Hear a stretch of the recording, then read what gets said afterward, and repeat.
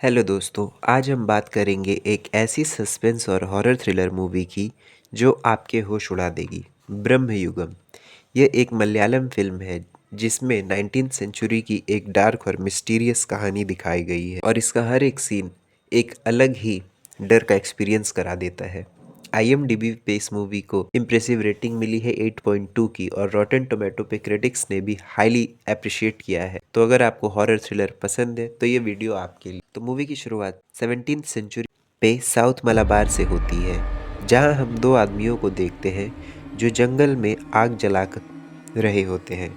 क्योंकि रात हो चुकी थी, इन दोनों का नाम होता है थेवन और कोरा। तो कोरा बोलता है कि आज रात हम नदी पार नहीं कर पाएंगे। देन थेवन सो जाता है। थोड़ी देर बाद हम थेवन उठता है तो कोरा वहाँ नहीं होता है, जिसको खोजने के लिए वो जंगल में आगे बढ़ता है, जहाँ वो देखता है कोरा को, जो एक पेड़ को ध्यान से देखता है और वहाँ से एक पिशाचिनी निकलती है जो उसे आकर सेड्यूस करती है। उसका नाम होता है यक्षिनी।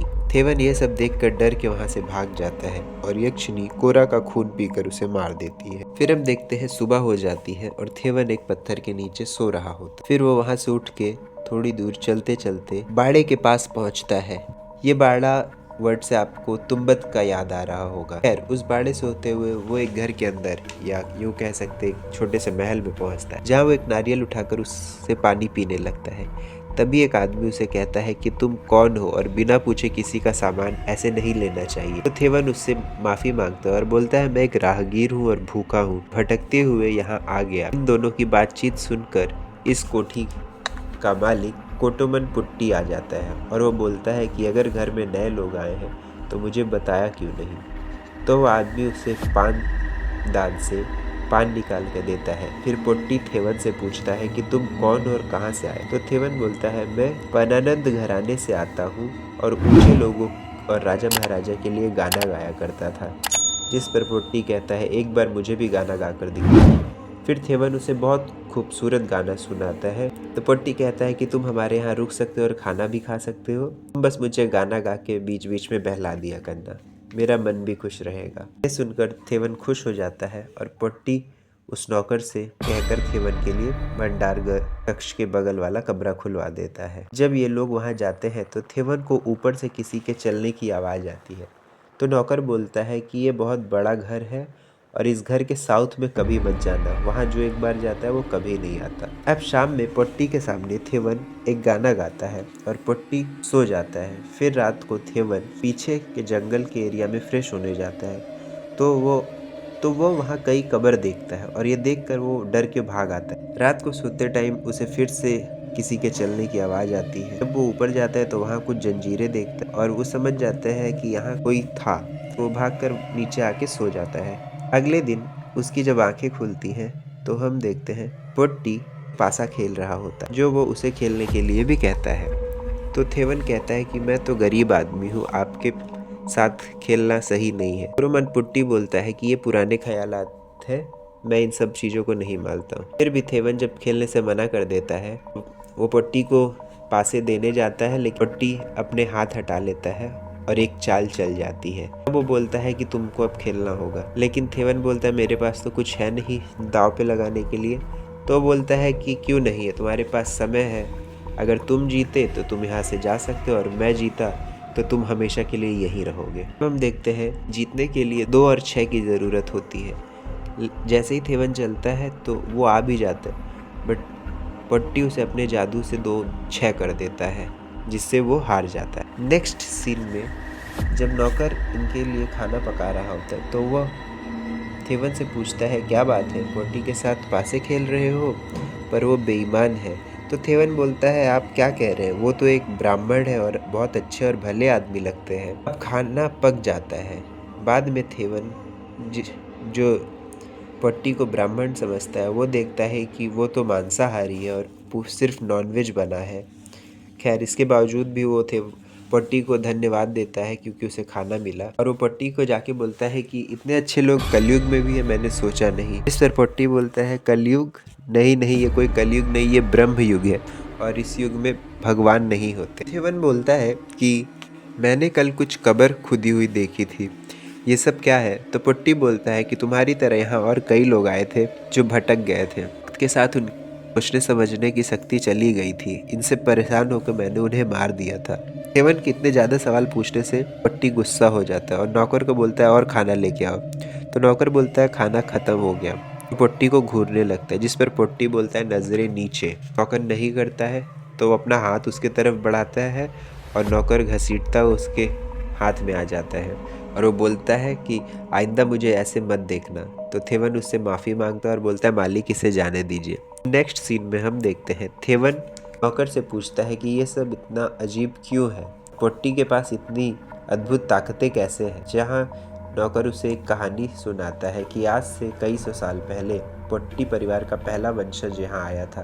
देवी की घोर तपस्या करके उसकी ताकत पाने के लिए पूजा की थी और देवी ने उसे एक छोटा सा बॉक्स दिया था जिसके अंदर जातक नाम का एक जीनी था जो इसकी हर इच्छा पूरी करेगा। और वो आदमी जातक से बहुत काम करवाता था। एक दिन वो जीनी राजा को बोलता है कि अरे मुंह में देखो। राजा जैसे ही देखता है जातक उसकी आत्मा को चूस लेता है। इसके बाद उसके खानदान में जितने वंशज आए जातक उन सबको मार देता है। लेकिन जब पोट्टी आया तो जातक के साथ उसकी लास्ट फाइट हुई। ये देख कर वो डर जाता है और जैसे ही मुड़ता है देखता है कि पीछे उसके कोडोमन पोट्टी खड़ा है। तो वो बोलता है क्या हुआ, तुम यहाँ से जाना चाहते हो, पर जाओगे कैसे, बाहर तो बारिश हो रही है। वैसे तो बारिश होती नहीं, लेकिन ये बोलते ही वहाँ बहुत ज़ोर की बारिश हो जाती। खैर इसके बाद रात को सब सो जाते हैं। अगले दिन केवल नौकर को ढूंढते हुए बाहर जाता है तो देखता है वो एक कब्र खोद रहा है और ये देख के वो समझ जाता है कि कोई मरने वाला है। तो डर के मारे वहाँ से भागने लगता है, लेकिन थोड़े दूर जाते उसके पेट में बहुत दर्द होता है और उससे खून की उल्टी होती है। लास्ट में उसको हवेली में ही आना पड़ता है, जिस पर पुट्टी कहता है अगर तुम्हें जाना था तो जाने से पहले मुझसे पूछ तो लिया होता। तब थेवन उसके पैर पकड़ कर कहता है मुझे जाने दीजिए, पर वो मना कर देता है। अब हम देखते हैं कि थेवन की दाढ़ी जो हवेली से निकलते वक्त काली थी वो अभी थोड़ी सफ़ेद हो गई थी। फिर हम देखते हैं थेवन सोया हुआ होता है और नौकर उसे दवाई देता है, जिस पर थेवन उससे पूछता है कि ये सब क्या हो रहा है। तब नौकर उसे बताता है कि यहाँ ऐसे ही होता है, धीरे धीरे लोगों की स्मृति चली जाने लगती है और उन्हें याद नहीं रहता कि वो यहाँ कितने दिनों या सालों से है। तो थेवन कहता है मुझे समझाओ यहाँ पर हो क्या रहा है।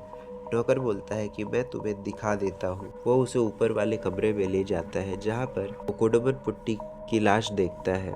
नौकर बताता है ये डेड बॉडी पुट्टी की है, लेकिन जिससे तुम बाहर देख के आए वो जातक है जो उसका रूप लेकर बैठा हुआ है। और जातक की शक्ति कमजोर करने के लिए नीचे कोठरी में एक दरवाजा है जहाँ अखंड ज्योति जल रही है, हमें उसे बुझाना होगा। सब करके वो लोग प्लान बनाते हैं कि रात को इसे खाना और मदिरा देंगे जिससे ये नशे में चला जाए और सो जाए। जातक को ऐसा शक हो जाता है, वो नौकर का गला पकड़ के पूछता है तुम लोग कुछ प्लान बना रहे हो। तो बोलता है नहीं, जाने के लिए वो ताले की चाबी चाहिए।